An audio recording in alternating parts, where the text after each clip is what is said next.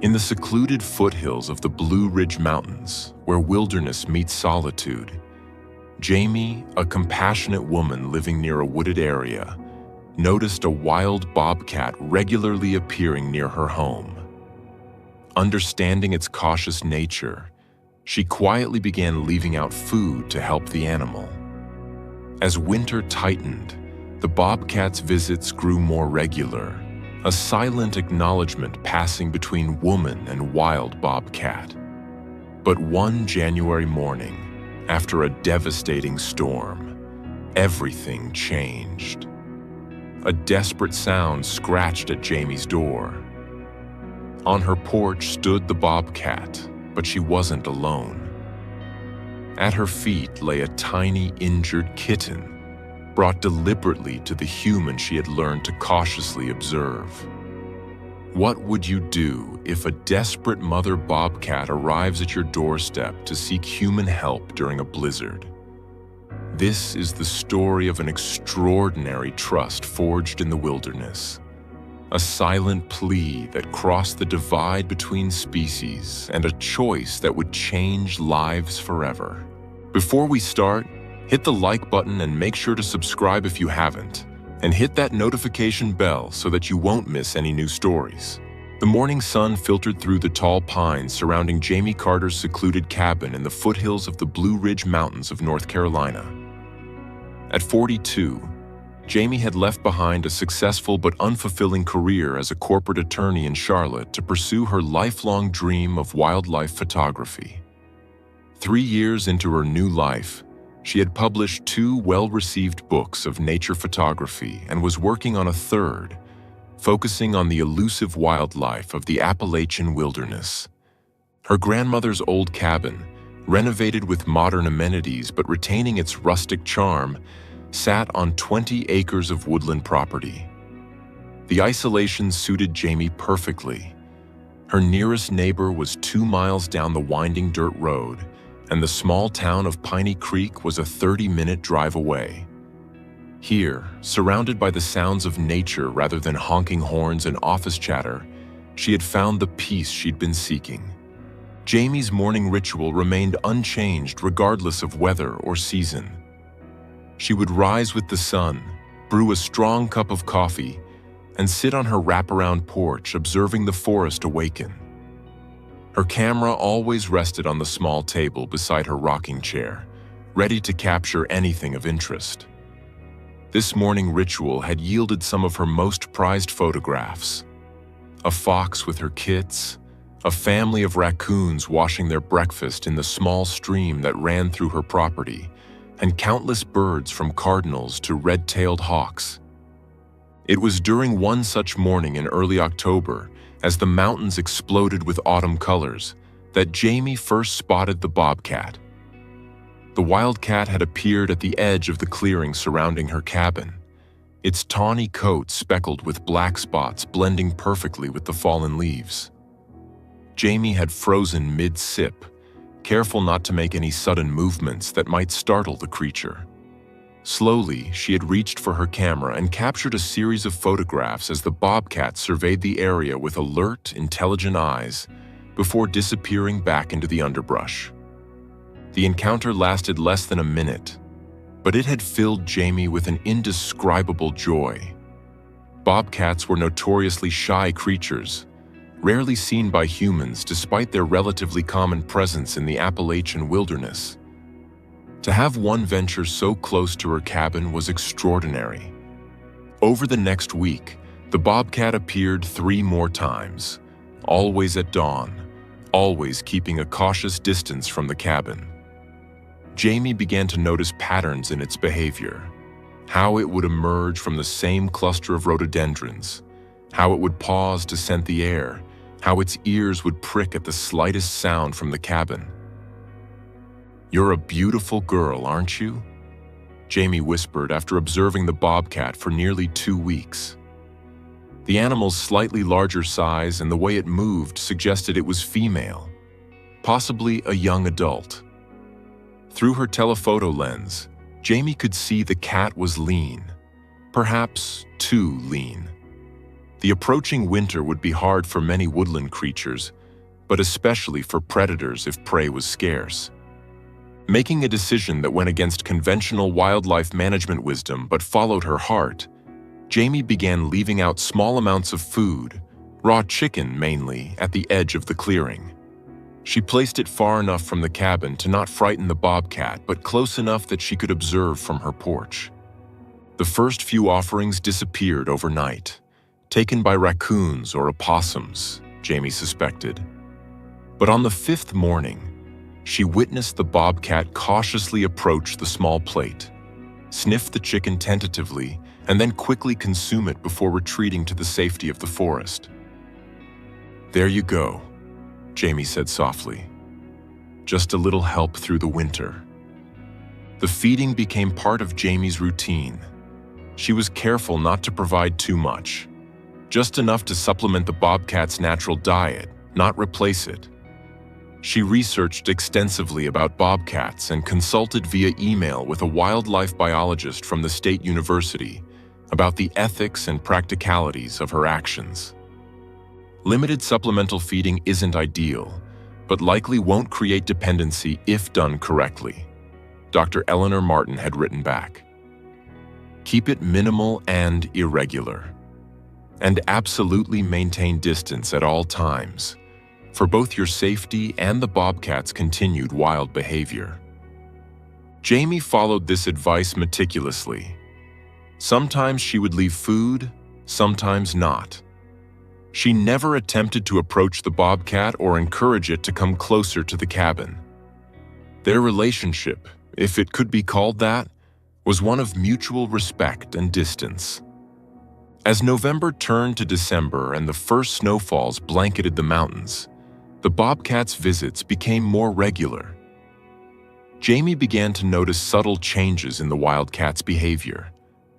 Though still cautious, it would linger longer in the clearing, sometimes sitting in the weak winter sunshine after consuming the food Jamie had left. Once, it even remained when Jamie stepped onto the porch, simply watching her with those intense amber eyes before unhurriedly retreating to the forest. "I think we're becoming friends," Jamie told her sister Kate during their weekly phone call. "Well, not friends exactly, more like peaceful coexisters." Kate laughed. "Only you would use a word like coexisters, Jamie. Most people get cats or dogs as pets, you know. Normal domesticated animals that don't have claws that could disembowel you." "She's not a pet," Jamie corrected firmly. "She's a wild animal who sometimes accepts food from me. There's a huge difference." "She? You've named it?" "No, I haven't named her. That would be crossing a line. But yes, I'm fairly certain it's a female." Jamie paused, considering whether to share her latest observation. "And I think she might be a mother." "A mother? There are baby bobcats out there?" "Probably just one. I've seen tracks in the snow, a smaller set alongside hers, but I haven't seen the kitten yet. Bobcat mothers are extremely protective, and she wouldn't risk bringing her young near a human." This fact made Jamie respect the bobcat even more. Despite accepting food from a human, the wildcat maintained her natural wariness, especially regarding her offspring. It was exactly as it should be. The winter deepened, bringing heavy snowfalls and temperatures that plummeted well below freezing. Jamie increased the frequency of her food offerings slightly, worried about how the bobcat and her unseen kitten were faring in the harsh conditions. She began leaving the food in a small wooden shelter she constructed at the edge of the clearing. Nothing elaborate, just a simple three-sided structure that offered some protection from the elements. January brought a particularly severe winter storm, with snow accumulations of over 2 feet and wind chills that made venturing outdoors dangerous. For 3 days, Jamie remained inside, feeding her wood stove constantly to keep the cabin warm against the howling wind. She worried about the bobcat and her kitten, hoping they had found adequate shelter in a hollow log or abandoned burrow. When the storm finally passed and the skies cleared, Jamie waded through the deep snow to place food in the shelter. To her relief, fresh tracks appeared the following morning, indicating the bobcat had survived the storm. But something was different. The tracks seemed erratic, not the usual direct approach and retreat. And there was only one set of prints, no sign of the smaller tracks that usually accompanied the mothers. "Where's your little one?" Jamie murmured, studying the area through her binoculars from the porch. The question haunted her throughout the day as she edited photographs and corresponded with her publisher about the upcoming book. The answer came the following morning, in a way Jamie could never have anticipated. She was at her desk responding to emails when a strange sound from the porch caught her attention. It wasn't the usual forest noises, not the chickadees at the feeder or the wind through the pines.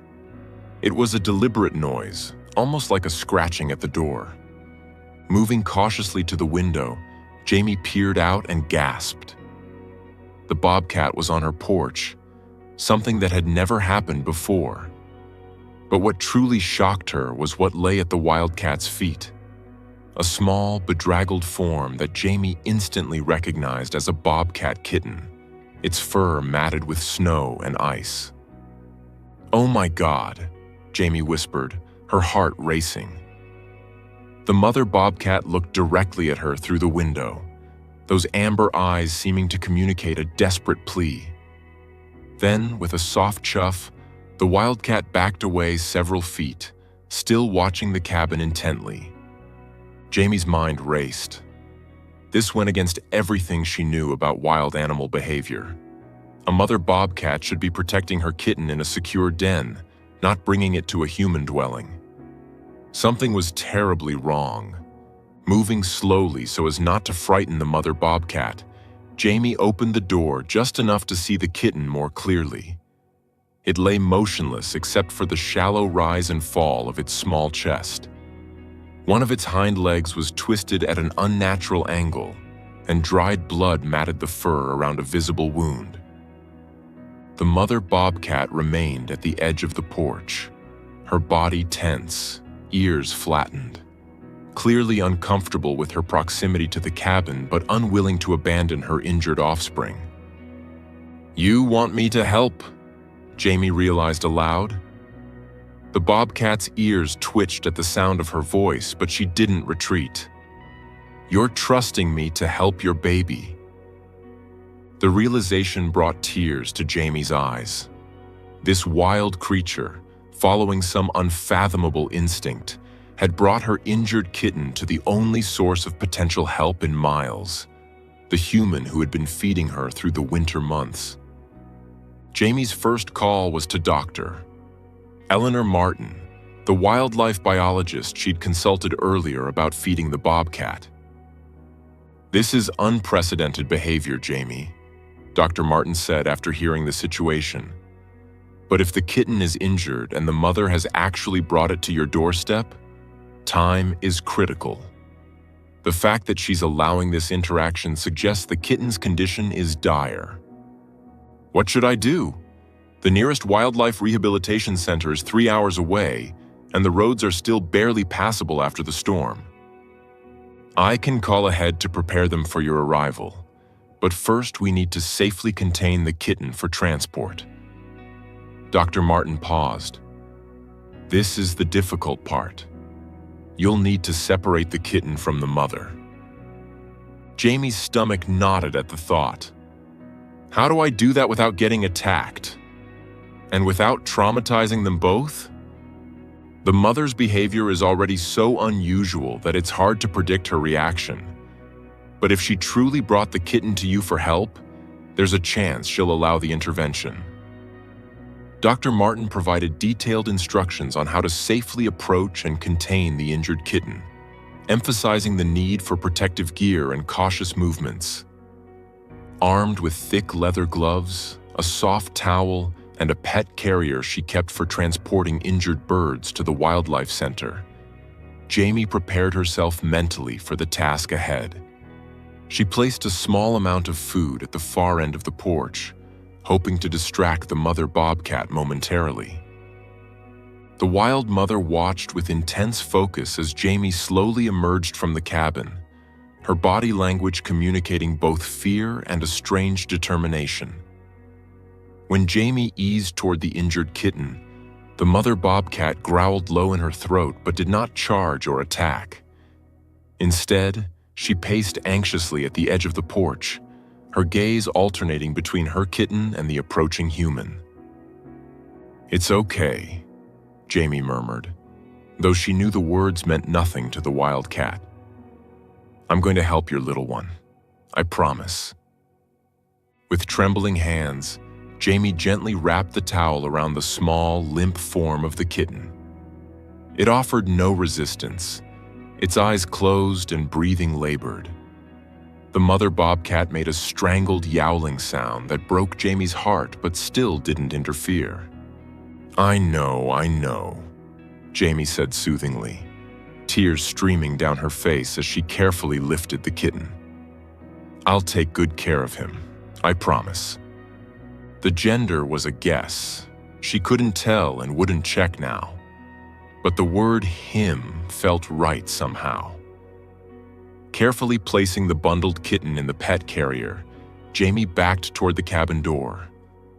The mother bobcat followed a few steps, still making distressed sounds, then stopped, seemingly torn between following her kitten and retreating to the safety of the forest. "I'll bring him back," Jamie said, fully aware that the promise might be impossible to keep. The kitten's injuries looked severe, and even if it survived, it might not be releasable back into the wild. But in that moment, she needed to say the words as much as she imagined the mother bobcat needed to hear them. The 3-hour drive to the Blue Ridge Wildlife Rehabilitation Center was tense and treacherous. The main highways had been plowed, but ice patches made driving hazardous, and the back roads leading from Jamie's cabin to the interstate were barely navigable. Throughout the journey, she spoke softly to the carrier in the passenger seat, where the kitten remained motionless apart from its shallow breathing. "Stay with me, little one," she urged whenever she glanced over to check on her precious cargo. "Your mama trusted me with you. Don't make me break my promise to her." Dr. Martin had indeed called ahead, and staff were waiting when Jamie arrived at the wildlife center. The small bobcat kitten, confirmed to be male and estimated to be about 5 months old, was immediately taken for examination and emergency treatment. "He has a compound fracture of the tibia and fibula," Dr. Whitaker, the veterinarian specializing in native wildlife, explained when he emerged from the treatment room 2 hours later. "There's also signs of hypothermia and malnutrition, but he's young and despite everything, fairly strong." "Will he survive?" Jamie asked, her voice barely above a whisper. Dr. Whitaker nodded cautiously. "I believe so, yes, but his recovery will be lengthy, and there's a significant question about whether he can be released back into the wild after such a serious injury and extended human contact during rehabilitation." Jamie thought of the mother bobcat, likely still patrolling near her cabin, waiting for her kitten's return. "I promised his mother I'd bring him back." The veterinarian's expression softened with sympathy. "I understand the emotional connection you feel, Ms. Carter. And what you've described, a mother bobcat bringing her injured kitten to a human for help, is extraordinary. But we have to consider what's best for the kitten's long-term welfare." Jamie nodded, understanding the reality of the situation. "What happens now?" "We'll cast the leg, treat for parasites, and begin a feeding regimen to address the malnutrition. He'll need to remain here under observation for at least 2 weeks. After that..." Dr. Whitaker hesitated. "Well, we have several options to discuss, depending on how his recovery progresses." That night, In a motel near the wildlife center, Jamie called her sister with the full story. "You're kidding me," Kate said when Jamie finished. "A wild bobcat actually brought her baby to your door for help? That's like something out of a Disney movie, not real life." "I know how it sounds," Jamie replied, gazing out the motel window at the star-filled sky, so similar to the view from her cabin porch. "But Dr. Martin says while it's extremely rare, there have been documented cases of wild animals seeking human help when in distress. The fact that I'd been feeding her, establishing a pattern of non-threatening interaction, might have created just enough trust for her to take that desperate chance." "What happens to the kitten now? And what about the mother?" Jamie sighed, the weight of responsibility heavy on her shoulders. "The kitten, I've started calling him Milo in my head, will stay at the rehab center until his leg heals. After that, they'll assess whether he can be released back into the wild. And if he can't, then they'll look for a wildlife sanctuary that can provide permanent care." Jamie paused, considering something she'd been thinking about during the long drive. Or what?" Kate prompted. "Or I might apply to provide a home for him. The center has a program for trained wildlife rehabilitators to house non-releasable native animals. I'd need to take courses, get certified, build proper enclosures. But it's possible." There was a long silence on the other end of the line. "You're serious about this?" Kate finally said, her tone indicating surprise rather than judgment. "I made a promise, Kate, to a mother who trusted me with her child when she had nowhere else to turn. I don't take that lightly." Over the next several weeks, Jamie divided her time between her cabin and the wildlife center, making the 3-hour drive every few days to check on Milo's progress. The kitten was responding well to treatment, his fractured leg healing properly within its small cast, his weight increasing steadily on the specialized diet provided by the center's staff. During her visits, Jamie observed the careful protocols the rehabilitation staff followed to minimize human imprinting, using specialized feeding equipment that prevented Milo from associating humans with food, limiting direct contact, and exposing him to natural elements and sounds from his native environment. But despite these precautions, it became increasingly clear that Milo's young age at the time of injury, combined with the extensive human intervention required for his recovery, was affecting his developmental trajectory.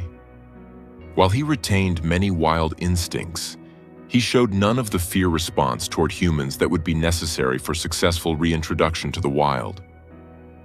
"He's approaching a critical developmental window," Dr. Whitaker explained during Jamie's visit in late February, as they observed Milo cautiously exploring an indoor enclosure, his formerly broken leg now supporting his weight with only a slight limp. "The next few weeks will determine whether rehabilitation for release remains a viable option." Jamie nodded, watching the young bobcat with mixed emotions. Part of her desperately wanted Milo to recover his wild nature fully, to be able to return him to his mother as promised. Another part, which she was reluctant to acknowledge even to herself, had grown attached to the spirited kitten with his tufted ears and spotted coat. "And the mother?" she asked, turning to Dr. Whitaker. "She still returns to my cabin most evenings. Sometimes she sits on the porch for hours as if waiting." The veterinarian's expression was compassionate but realistic. Bobcats are solitary by nature outside of breeding season and kitten rearing. The bond between mother and offspring naturally diminishes as kittens mature. In the wild, they would typically separate completely by 9 to 12 months of age. So even if Milo could be released, he might not reunite with his mother. It's possible they could reconnect, especially if released in his home territory. But it's equally possible they would eventually establish separate territories, as they would naturally. This information gave Jamie much to consider as she drove back to her cabin that evening. The emotional narrative she had constructed, of reuniting a mother and child, might not align with the biological realities of bobcat behavior. Yet the image of the mother bobcat waiting on her porch, somehow understanding that Jamie had taken her kitten for help, remained powerful. By mid-March, as the mountains began to show the first tentative signs of spring, the Wildlife Center's staff made their final assessment of Milo's rehabilitation prospects. "We've consulted with specialists from 3 other facilities," Dr. Martin told Jamie during a conference call that included Dr. Whitaker. "The consensus is clear. Milo has developed a level of habituation to humans that makes him unsuitable for release." Even though Jamie had been preparing herself for this outcome, hearing it officially stated sent a wave of sadness through her. So, what happens now? There are several wildlife sanctuaries with appropriate facilities for bobcats, Dr. Martin began, but Dr. Whitaker interrupted gently. "Or," he said, "there's your application to the home rehabilitation program." Jamie had submitted the paperwork weeks earlier, simultaneously beginning the required coursework and consulting with contractors about building a suitable enclosure on her property. It had seemed like a distant possibility then, a backup plan she hoped wouldn't be necessary. "You've completed the initial certification requirements in record time," Dr. Martin noted. "Your property is ideally situated, with appropriate space and natural features. And your background in environmental law, though not directly related, demonstrates a commitment to wildlife conservation that the review committee found compelling." "Are you saying my application was approved?" Jamie asked, hardly daring to hope. "Conditionally, yes, subject to completion of the advanced certification course and construction of an enclosure that meets all specifications for permanent bobcat housing." The next 6 weeks passed in a blur of activity. Jamie threw herself into completing the certification requirements, absorbing information about bobcat behavior, nutrition, enrichment needs, and health monitoring. The construction of Milo's enclosure, a spacious area incorporating natural features like trees, rocks, and a small artificial stream, progressed rapidly despite occasional weather delays. Throughout this period, the mother bobcat continued to visit Jamie's cabin, though less frequently as spring advanced and natural prey became more abundant. She no longer approached the porch but would often appear at the edge of the clearing, watching the cabin with those inscrutable amber eyes before melting back into the increasingly verdant forest. During these visits, Jamie would speak softly to her from the porch. "He's doing well," she would say. "His leg has healed. He's growing strong." The words were meaningless to the wildcat, of course, but they helped Jamie process her complex feelings about the situation. The gratitude she felt toward this magnificent creature who had trusted her, the sadness that she couldn't fulfill her promise exactly as intended, and the hope that her alternative solution might still honor that trust in some way. In late April, with the mountain laurel beginning to bloom and Milo's enclosure finally complete, Jamie made the journey to the Wildlife Center one last time, not as a visitor, but to bring Milo home. The young bobcat, now nearly 8 months old and considerably larger than when she had first bundled him into the pet carrier on that snowy January morning, traveled in a specialized transport crate in the back of Jamie's SUV. The Wildlife Center staff had prepared both Jamie and Milo for the transition as thoroughly as possible, but the moment of release into his new enclosure was still tense. Jamie stood well back as Dr. Whitaker, who had accompanied them to oversee the process, opened the crate door and stepped away. For several long minutes, Milo remained inside the crate, only his nose visible as he scented his new surroundings.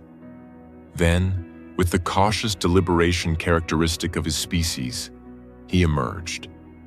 His movements were fluid, the former injury evident only in the slightly different coloration of the fur that had grown back over the healed wound. Jamie held her breath as Milo surveyed his new territory, moving gradually from the covered area near the crate to explore the open spaces, climbing structures, and hiding spots incorporated into the design. He showed particular interest in the small stream feature, approaching cautiously to dip one paw in the flowing water before leaping back, then approaching again with more confidence. "He's accepting it, Doctor," Whitaker said quietly from beside Jamie. "This is a very good sign." Over the next several days, Jamie observed Milo adjusting to his new home, following the careful protocols established for minimizing further habituation while ensuring his needs were met. She provided food using the special feeder systems that prevented him from associating her directly with meals, maintained his enrichment items, and monitored his health from a distance, all while continuing her regular photography work and staying attuned to any visits from the mother bobcat. It was nearly a week after Milo's arrival when the mother finally appeared again. Jamie spotted her at dusk, emerging from the rhododendrons at the forest edge as she had done countless times before. But this evening, instead of lingering at the clearing's boundary, the bobcat moved with purpose toward the specially constructed enclosure at the side of the property. Jamie watched from her porch, camera in hand but forgotten as the scene unfolded. The mother bobcat approached the enclosure cautiously, circling its perimeter once before stopping at the section nearest the forest. Through the specialized mesh, she and Milo came face to face for the first time in nearly 4 months. What passed between them, Jamie could not say. Both cats remained motionless, amber eyes locked on one another in silent communication. After several minutes, the mother bobcat sat down on her haunches, still facing the enclosure. Inside, Milo mirrored the position. Tears welled in Jamie's eyes as she witnessed this reunion, different from what she had promised that desperate January morning, but perhaps no less meaningful.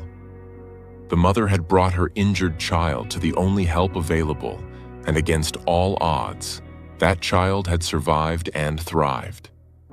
As darkness fell, the mother bobcat finally rose and retreated to the forest edge. But she did not disappear entirely. Instead, she settled in a patch of mountain laurel with a clear view of the enclosure, her form visible in the growing moonlight. The pattern continued in the days and weeks that followed. The mother bobcat would visit regularly, sometimes approaching the enclosure to engage in that silent communion with Milo, sometimes simply observing from a distance. She never approached the cabin directly again, maintaining the cautious distance appropriate to her wild nature. But she seemed to accept, perhaps even approve of, the arrangement Jamie had created. By midsummer, as Milo matured into his adult size and coloration, the mother's visits became less frequent, consistent with the natural separation that would have occurred had they both remained in the wild. But she did not disappear entirely from their lives. Even a year later, trail cameras Jamie had installed would occasionally capture images of the female bobcat patrolling the edge of the property, sometimes pausing near the enclosure before continuing on her solitary way.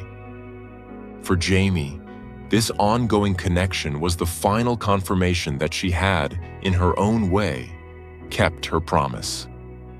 She had not returned Milo directly to his mother or to the wild, but she had created a space where he could live safely while maintaining some connection to his origins. She had honored the trust placed in her that snowy January morning when a desperate mother had defied her instincts to seek help from a human. As she compiled her third book of wildlife photography, which would include remarkable images of both Milo and his mother, Jamie often reflected on the extraordinary chain of events that had brought them all together. Her simple act of leaving food for a hungry bobcat had initiated a relationship that challenged conventional boundaries between wild and tame, between human intervention and natural processes. It wasn't a perfect solution. Nothing involving the complex intersection of human and wild lives ever could be. But in its imperfection, in the compromises and adaptations made by all parties, there was a profound beauty that Jamie captured not just in her photographs, but in her daily life among the mountains, where a wild mother still roamed free and her son lived safely under the care of the human she had, against all odds, chosen to trust. In the end, the greatest gift hadn't been Milo himself, though Jamie treasured his presence in her life. The true gift had been the trust of a wild creature, a trust that had transformed Jamie's understanding of her place in the natural world and deepened her commitment to protecting the delicate balance between human existence and wildlife conservation in these ancient mountains they all called home.